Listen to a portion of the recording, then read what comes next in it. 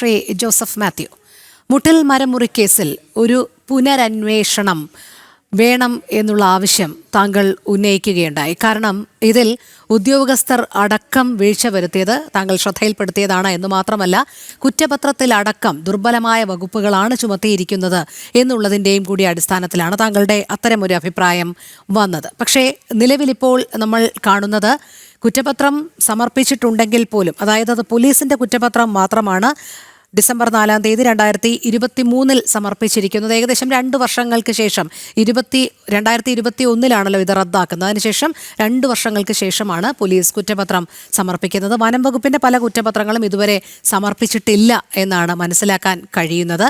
അപ്പോൾ ഇത്തരത്തിൽ ദുർബലമായ വകുപ്പുകൾ ചുമത്തിയുള്ള ഈ കുറ്റപത്രത്തിലുള്ള തുടർ നടപടികൾ എത്രത്തോളം സുതാര്യമായിരിക്കുമെന്നാണ് താങ്കൾ കരുതുന്നത്? കാരണം ഏറ്റവും ഒടുവിലായി മനസ്സിലാക്കാൻ കഴിയുന്നത് പലതരത്തിലുള്ള സമൻസുകൾ ഈ പ്രതികൾക്കെതിരെ അയച്ചിട്ടും ഇതുവരെ ആരും തന്നെ കോടതിക്ക് മുൻപാകെ ഹാജരായിട്ടില്ല എന്നുള്ളതാണ്. അവരുടെ അഡ്വക്കേറ്റ്സ് ആണ് ഇപ്പോഴും കോടതിക്ക് മുൻപാകെ വന്നുകൊണ്ടിരിക്കുന്നത്. ഇനി ഈ കേസ് ഡിസംബർ 19, 2024 അടുത്ത ഷെഡ്യൂൾ ചെയ്തിരിക്കുന്നത് ഏപ്രിൽ 10, 2025 എന്ന് മനസ്സിലാക്കാൻ കഴിയുന്നു. അപ്പോൾ ഇത് പരമാവധി വൈകിപ്പിച്ച് ഇഴച്ചു നീക്കി ഇതിങ്ങനെ കൊണ്ടുപോകാൻ തന്നെയാണോ ഇവർ ഉദ്ദേശിക്കുന്നത്? അതിൻ്റെ ഒരു ഗൂഢാലോചനയാണോ ഇപ്പോൾ നിലവിലുള്ള ഈ സംവിധാനങ്ങളിൽ നിന്ന് താങ്കൾക്ക് മനസ്സിലാക്കാൻ കഴിയുന്നത്? നോക്കൂ, ഈ വിഷയവുമായി ബന്ധപ്പെട്ട് കേരള ലാൻഡ് കൺസർവൻസി ആക്ട് പ്രകാരം റവന്യൂ വകുപ്പ് 68 കേസുകൾ രജിസ്റ്റർ ചെയ്തിരുന്നു. യഥാർത്ഥത്തിൽ ആ KLC നടപടി പ്രകാരമുള്ള കേസുകളാണ് ഇതിനകത്ത് ഈ സബ്ജക്റ്റിൽ അനുയോജ്യമായ ഒരു നടപടി. ആ നടപടിയുടെ ഭാഗമായ 68 കേസുകളിൽ ഈ 4.5 വർഷം കഴിഞ്ഞു. ജനുവരി 17 2021 ജനുവരി 17 KLC നടപടി ആരംഭിക്കുന്നത്. ഇപ്പൊ ഇന്ന് എത്തി നിൽക്കുന്നത് 37 കേസുകളിലാണ് അവർ നടപടി പൂർത്തിയാക്കിയത്. ഇനി 31 കേസുകളിൽ പൂർത്തിയാക്കാനും കിടക്കുന്നു. ഈ 37 കേസുകളിൽ പൂർത്തിയാക്കിയപ്പോൾ 8,29,00,000 രൂപ ഫൈൻ ഇമ്പോസ് ചെയ്തിട്ടുണ്ട്.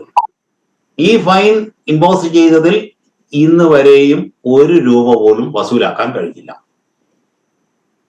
റവന്യൂ വകുപ്പിന്റെ ഭാഗത്തു നിന്നുള്ള ഗുരുതരമായ വീഴ്ചയാണ്. അവർ കേസിൽ താല്പര്യമില്ല, തുടക്കത്തിൽ കാണിച്ചതല്ലാതെ അവർ ഒരു താല്പര്യവും എടുക്കുന്നില്ല എന്ന് വളരെ വ്യക്തമാണ്. എന്തുകൊണ്ടാണിത് പണം ഈടാക്കാത്തതെന്ന് വയനാട് ജില്ലാ കളക്ടർ മറുപടി പറയട്ടെ. വയനാട് ജില്ലാ കളക്ടർ മറുപടി എന്താണ് കാരണം? ഇവർക്ക് ഈ 8,29,00,000 രൂപ ഫൈൻ ഇമ്പോസ് ചെയ്തിട്ട് അത് അവർ കോടതിയിൽ പോയിട്ട് സ്റ്റേ വാങ്ങിയിട്ടുണ്ടോ? ബഹുമാനപ്പെട്ട ഹൈക്കോടതി സ്റ്റേ കൊടുത്തിട്ടുണ്ടെങ്കിൽ സ്റ്റേയിലാണെന്ന് പറയാം. സ്റ്റേ കൊടുത്തിട്ടില്ല. ഇനി അതിനുപരി നോക്കാം, ഈ മരങ്ങൾ OR 1 മുതൽ 48 OR കേസുകൾ, 49 OR കേസുകൾ വനം വകുപ്പ് രജിസ്റ്റർ ചെയ്യുന്ന കേസുകളാണ്. ആ കേസുകൾ പ്രകാരം കസ്റ്റഡിയിലെടുത്ത മരങ്ങൾ 2021 ജൂൺ മാസത്തിൽ കസ്റ്റഡിയിലെടുത്താണ്. അതുകൊണ്ട് ബത്തേരി ആ ഡിപ്പോയിൽ ഇട്ടിരിക്കുന്ന, ഇപ്പോൾ നോക്കൂ, ആ സ്ക്രീനിൽ കാണിക്കുന്ന പോലെ തന്നെ വളരെ എന്താ പറയുക, ഒരു ശ്രദ്ധയുമില്ലാതെ വളരെ ആ കാട്ടിൽ ഇട്ടിരിക്കുകയാണ്. അന്ന് കിടക്കുന്ന മരങ്ങൾ ഇന്ന് 5 കാലവർഷങ്ങളാണ് ഇപ്പൊ അത് കടന്നു പോയത്. ആ മരം കണ്ടില്ലേ? അതിനകത്തുകൂടി ചെടികളൊക്കെ കിളുത്തു വരുന്നു. അത് ദ്രവിച്ച് നശിച്ചുകൊണ്ട് കോടിക്കണക്കിന് രൂപയുടെ മരമാണ്. എന്തുകൊണ്ട് വനം വകുപ്പിന് ഈ മരങ്ങൾ തൽക്കാലം ലേലം ചെയ്ത് ആ പൈസ പൊതുഖജനാവിൽ സൂക്ഷിച്ചുകൂടെ? പൊതുഖജനാവിൽ സൂക്ഷിച്ചാൽ നാളെ മരം സർക്കാരിലേക്കാണ് കിട്ടുന്നതെങ്കിൽ ആ പണം വസൂലാക്കാം. ഇനിയില്ല, പ്രതികൾക്ക് തന്നെ വിട്ടുകൊടുക്കുകയാണെങ്കിൽ അത് അവർക്ക് കിട്ടിട്ട് ഇത് ആർക്കും ഇല്ലാതാവാൻ ഉള്ള അവസ്ഥയിലേക്കാണ് പോകുന്നത്. അതിന് ബഹുമാനപ്പെട്ട ജില്ലാ കോടതി 6/1/2023 തീയതിക്ക് കൽപ്പിച്ചതാണ് 1 മാസത്തിനുള്ളിൽ ഈ മരം സംരക്ഷിക്കണമെന്ന്. അതിന് പ്രത്യേക രീതി പറഞ്ഞു. അടുക്കി ഷെഡ് കെട്ടി പ്രത്യേക രീതിയിൽ വെച്ച് നിലത്ത് നിന്ന് ഇത്ര അടി ഉയരത്തിൽ മഴ കൊള്ളാതെ, വെയിൽ കൊള്ളാതെ, കാറ്റടിക്കാതെ സൂക്ഷിക്കണം എന്ന് പറഞ്ഞ് ഒരു ഡയറക്ഷൻ കൊടുത്തു. ആ ഡയറക്ഷൻ കൊടുത്തത് തന്നെ റോജി അഗസ്റ്റിന്റെ അപേക്ഷയുടെ മുകളിലാണ്. അദ്ദേഹം അങ്ങനെ അപേക്ഷ കൊടുക്കും, സ്വാഭാവികമാണ്. കാരണം മരം നാളെ അവർക്കാണ് കിട്ടേണ്ടതെങ്കിൽ നശിച്ചു പോയെങ്കിലോ, അതുകൊണ്ട് അദ്ദേഹം കൊടുക്കും. അങ്ങനെ ഒരു അപേക്ഷ അവർ കൊടുക്കും. ആ കൊടുത്ത അപേക്ഷയുടെ മുകളിൽ DF എന്ത് നടപടിയെടുത്തു?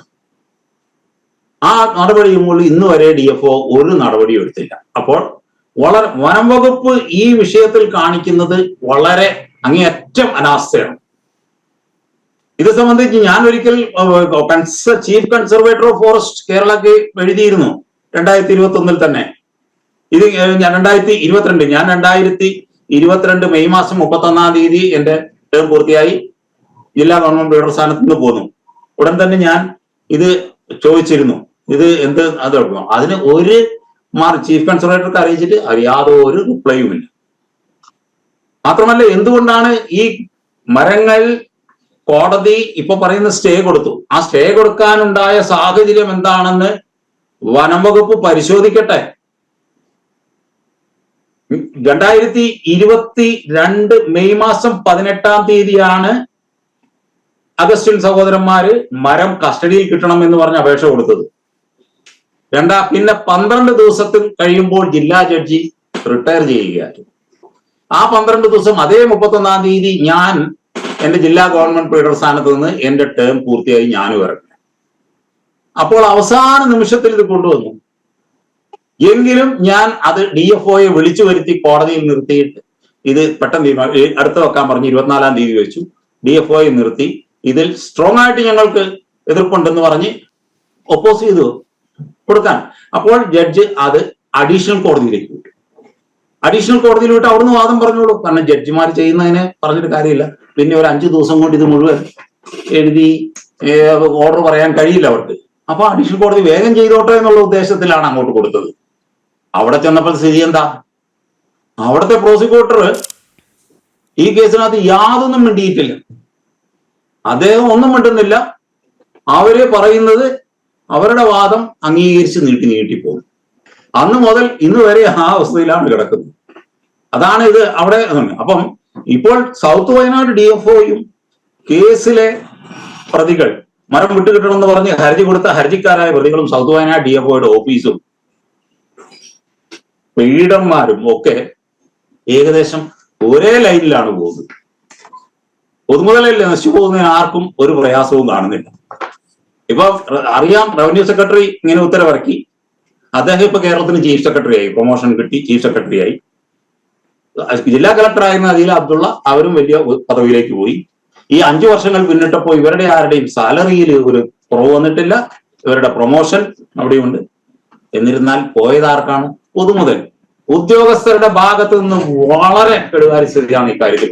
അതെ, ശ്രീ ജോസഫ് മാത്യു, ഒരു കാര്യം ഇടപെട്ട് ചോദിച്ചുകൊള്ളട്ടെ. ഇത് ഹൈക്കോടതി ഉത്തരവിന്റെ ലംഘനമാണ് എന്നുള്ളത് അന്നത്തെ റവന്യൂ സെക്രട്ടറിക്കും വയനാട് ജില്ലാ കളക്ടറായിരുന്ന അദീല അബ്ദുള്ളയ്ക്കും കൃത്യമായി അറിയാവുന്ന കാര്യമാണ്. അപ്പോൾ സ്വാഭാവികമായും അവർ ഇത് ലംഘിച്ചുകൊണ്ട് ഇത്തരത്തിലുള്ള ഒരു ഉത്തരവും തുടർ നടപടികളിലേക്കും പോകുമ്പോൾ അത് കോടതി അലക്ഷ്യം ഉൾപ്പെടെയുള്ള നിയമ നടപടികളിലേക്ക് കടക്കേണ്ടതല്ല.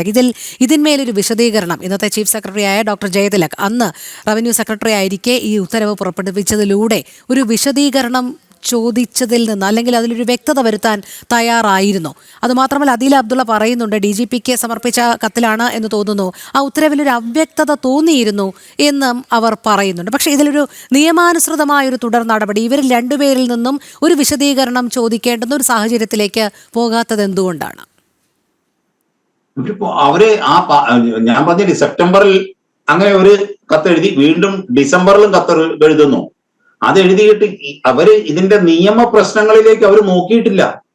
ഹൈക്കോടതി പറഞ്ഞത് കാരണം ഇത് അവരെ സംബന്ധിച്ചിടത്തോളം ഞാൻ ഇതൊരു തീരുമാനമാണ്, മുറിക്കുക എന്ന് തന്നെയാണ് തീരുമാനിച്ച രീതിയിലാണ് ഇത് പ്രവർത്തിക്കുന്നത്. അതുകൊണ്ട് തന്നെയാണ് 24/10 ആരംഭിച്ചു. ജനുവരിയിൽ ഫെബ്രുവരി 2 ഉത്തരവ് വരുമ്പോൾ നിർത്തി. അതിനു മുമ്പ് ഈ വിത്തിൻ 100 ഡേയ്സിലാണ് ഇത്രയും കോടികളുടെ മരം മുറിച്ച് ഇവര് ഈ അവസ്ഥയിൽ എത്തിച്ചത്. ഇനി ആ മരം കടത്തിക്കൊണ്ടുപോകാനുള്ള പാസിന് വേണ്ടി അവര് റേഞ്ച് ഓഫീസിൽ ചെന്നപ്പോൾ കലക്ടർ എടുത്ത നടപടി എന്താണ്? ഈ റേഞ്ച് ഓഫീസർ ഷമീർ ചോദിച്ചു, ഈ മരം പാസ് കൊടുക്കാൻ പറ്റുമോ? അതിനൊരു സ്പഷ്ടീകരണം ചോദിച്ചു തഹസിൽദാരോട്. തഹസിൽദാർ ഒരു മറുപടിയും കൊടുത്തില്ല. കലക്ടറോട് DFO ചോദിച്ചു, കലക്ടറും മറുപടി കൊടുത്തില്ല. അവസാനം മരം DFO ആ പാസ് നിഷേധിച്ചു. പാസ് നിഷേധിച്ച് ഉത്തരവിടുന്നത് ഫെബ്രുവരി 3 തോന്നുന്നു. ആ ദിവസം അന്ന് തന്നെ ഒരു രാത്രി ഒരു ലോഡ് മരം ഇവിടുന്ന് കയറ്റി കൊണ്ടുപോവുകയും ചെയ്തു. എന്തുകൊണ്ട് കലക്ടർ തടഞ്ഞില്ല? കാരണം കലക്ടർക്ക് അറിയാലോ, ഈ വിവരങ്ങളെല്ലാം അറിയുന്നതാണ്. ഈ 24/10/20 ഉത്തരവിറങ്ങിയപ്പോൾ കലക്ടറോട് ഈ അഗസ്റ്റിൻ സഹോദരന്മാർ വന്ന് ചേംബറിൽ വന്ന് ചോദിക്കുന്നുണ്ട്, ഈ മരം ഉത്തരവ് പ്രകാരം ഞങ്ങൾക്ക് മരം മുറിക്കാമോ? അവര് ചോദിച്ചപ്പോൾ ആ ഉത്തരവ് വായിച്ചു നോക്കിയിട്ട് അവർ ADMന്റെ അടുത്തോട്ട് കൊടുത്തു. എന്തിനാണ് ADMന്റെ അടുത്തോട്ട് കൊടുത്തത്? ADM ആണോ അത്? ADMന്റെ അടുത്ത് കൊടുത്തു. അതുകൊണ്ട് ഇതിനകത്ത് കലക്ടറുടെ റോളും ADMന് കൊടുത്തിട്ട് പിന്നെ എന്ത് സംഭവിച്ചു? ADMന്റെ ഒക്കെ മൊഴികളൊക്കെ വരണം. ഇതിനകത്ത് ഒന്നും ഈ ക്രിമിനൽ കേസിൽ അങ്ങനെ മൊഴികളൊന്നും വന്നിട്ടില്ല. ഈ വിവിധ തരത്തിലുള്ള ഉത്തരവുകൾ 24/10/20 ഒരു ഉത്തരവ് ഇറങ്ങി, ആദ്യം പരിപത്രം ഇറങ്ങി, പിന്നീട് 24/10/20 ഉത്തരവ് ഇറങ്ങി, പിന്നെ 2/2/21 ഇത് ക്യാൻസൽ ചെയ്തുകൊണ്ട് ഉത്തരവ് ഇറങ്ങി. എന്താണ് ക്യാൻസൽ ചെയ്ത് ഉത്തരവിൽ പറഞ്ഞിരിക്കുന്നത്? ചില അവ്യക്തതകൾ നിലനിൽക്കുന്നതിനാൽ തെറ്റിദ്ധരിപ്പിക്കപ്പെട്ടു തന്നെ. ആർക്കും എന്താ അവ്യക്തത? തെറ്റായി ധരിക്കുന്നതിനാൽ കൊണ്ട്. തെറ്റായി ധരിക്കുന്നതിനല്ല, തെറ്റായ ഉത്തരവാണ് ഇറക്കിയ. പക്ഷേ പറ്റിയ കുറ്റം, തെറ്റ് പറ്റിയത് സമ്മതിക്കാൻ നമ്മുടെ ബഹുമാനപ്പെട്ട റവന്യൂ സെക്രട്ടറി, ഇപ്പോഴത്തെ ചീഫ് സെക്രട്ടറിക്ക് സാധിക്കുന്നില്ല എന്നേ ഉള്ളൂ. അദ്ദേഹത്തിന് പറ്റിയ തെറ്റാണിത്. ആ തെറ്റ് എങ്ങനെ പറ്റി എന്നുള്ളത് അടുത്ത വിഷയം പരിശോധിക്കും. അതെ, അതുകൊണ്ടാണല്ലോ ഈ ചന്ദന മുഴുകെയുള്ള മറ്റു മരങ്ങൾ മുറിക്കാം എന്നുള്ളത് അവിടെ എഴുതി ചേർക്കപ്പെടുന്നത്. ആ അവ്യക്തതയാണല്ലോ അഗസ്റ്റിൻ സഹോദരന്മാർ മുതലെടുത്തത്. ഇവർ ഇങ്ങനെ ഈ ഉത്തരവുമായി നടന്ന് ആദിവാസികളെയും കർഷകരെയും ഒക്കെ നടന്ന് പറ്റിക്കുകയും വ്യാജരേഖ ചമയ്ക്കുകയും ഒക്കെ ചെയ്തതാണല്ലോ. നിലവിലിപ്പോൾ ഇവർക്കെതിരെ പൊതുമുതൽ നശിപ്പിക്കൽ, വ്യാജരേഖ ചമയ്ക്കൽ ഉൾപ്പെടെയുള്ള വകുപ്പുകൾ ചുമത്തിയിട്ടുണ്ടെങ്കിലും ശ്രീ ജോസഫ് സാർ, നിയമ നടപടികൾ എത്രത്തോളം ശക്തമായി ഇവർക്കെതിരെ മുന്നോട്ട് പോകും? താങ്കൾ പറഞ്ഞു കുറ്റപത്രത്തിൽ ഉൾപ്പെടെ ദുർബലമായ വകുപ്പുകളാണ് ചുമത്തിയിരിക്കുന്നത് എന്നുള്ളത്. അതുകൊണ്ട് നിയമവ്യവസ്ഥയിൽ ഇവർക്ക് അർഹമായ ഒരു ശിക്ഷ ലഭിക്കും എന്നുള്ള ഒരു പ്രത്യാശ താങ്കൾക്കുണ്ടോ? ഞങ്ങൾ പറയാം, ഒരു ക്രിമിനൽ കേസ് നടത്തുന്ന, ഒരു ആവറേജ് ക്രിമിനൽ കേസ് നടത്തുന്ന ഒരു അഭിഭാഷകന് ഈ കേസ് എടുത്ത് പരിശോധിക്കുമ്പോഴേ അറിയാം, ഇത് വളരെ ചുരുങ്ങിയ ചോദ്യങ്ങൾ കൊണ്ട് തന്നെ പ്രോസിക്യൂഷൻ കേസ് പരാജയപ്പെടും. ഒന്നാമതെ പറഞ്ഞില്ലേ, അവര് ഗൂഢാലോചനയാണ് ഇതിനകത്തൊന്ന് ആരോപിച്ചിരിക്കുന്നത്. 120 IPC. ആരുമായിട്ട് ഗൂഢാലോചന നടത്തി? അഗസ്റ്റിൻ സഹോദരന്മാർ 3 പേരും അവരുടെ വാഴവെട്ടിലെ വീട്ടിലിരുന്ന് അവർ നടത്തിയ ഗൂഢാലോചനയാണ്. ഇത് സർക്കാർ ഉദ്യോഗസ്ഥർ വേണ്ടേ? ഗൂഢാലോചന എന്ന് പറയുമ്പോൾ അതിലേക്ക് ഗവൺമെന്റിന്റെ ഭാഗത്തു നിന്നുള്ള ഒരു ഉദ്യോഗസ്ഥൻ ഉണ്ടാകണം. അതിലാരാ ഉള്ളത്? അതിനാണ് ആ വില്ലേജ് ഓഫീസറെ വെച്ചിരിക്കുന്നത്. ആ വില്ലേജ് ഓഫീസർ ഈ ഉത്തരവ് ഇറങ്ങാൻ കൂട്ടു നിന്നിട്ടുണ്ടോ? മരം മുറിക്കുന്ന സമയത്ത് ഉണ്ട്. അവസാനം പാസിന് ജനുവരി മാസത്തിലാണ് അദ്ദേഹം ഈ ഇത് കൊടുക്കുന്നത്. ഞാൻ മരങ്ങൾ മുറിച്ചിട്ടതായി കണ്ടു എന്ന് മാത്രമാണ് അദ്ദേഹത്തിന്റെ സർട്ടിഫിക്കറ്റ് ഉള്ളത്. അതുകൊണ്ട് അദ്ദേഹം ഒരു കുറ്റകൃത്യം ചെയ്തു എന്ന് ഒരിക്കലും കോടതിയിൽ വാസ്തവത്തിൽ അദ്ദേഹത്തെ ക്രിമിനൽ കേസിൽ പ്രതിയാക്കി എടുക്കാൻ പാടില്ലായിരുന്നു എന്നുള്ളതാണ് എന്റെ ചോദ്യം. അദ്ദേഹമാണ് ഈ മരമുറി ഇതിനകത്തെ അപാകതകളും തെറ്റും ആദ്യം ജില്ലാ തഹസിൽദാരോടും ജില്ലാ കളക്ടർക്കും ചൂണ്ടിക്കാണിച്ചത് അങ്ങേരാണ്. അദ്ദേഹത്തിന്റെ പേരിൽ ആ കേസ് നിൽക്കുന്നില്ല. ഇനി ബ്രീച്ച് ഓഫ് ട്രസ്റ്റ് 409 എങ്ങനെ നിൽക്കും? ഈ ആരോപിച്ചിരിക്കുന്ന കുറ്റകൃത്യങ്ങൾ തെളിയിക്കുന്നതിന് പര്യാപ്തമായ യാതൊരു തെളിവുകളും ഈ കേസ് ഡയറിയിലില്ല. ഇത് വെറുതെ എഴുതി വെച്ചാൽ പോലെ ശിക്ഷ കിട്ടും.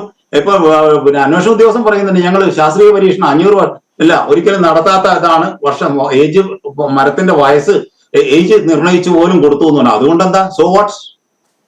അതുകൊണ്ടൊന്നും കുറ്റം തെളിയിക്കപ്പെടില്ല. ഞാൻ ഇപ്പോൾ നിലവിൽ വെച്ചിരിക്കുന്ന കുറ്റകൃത്യങ്ങളൊന്നും തെളിയിക്കാൻ പ്രോസിക്യൂഷന് സാധിക്കുകയില്ല എന്ന് തന്നെ ഞാൻ പറയും. സാധിക്കുകയില്ല.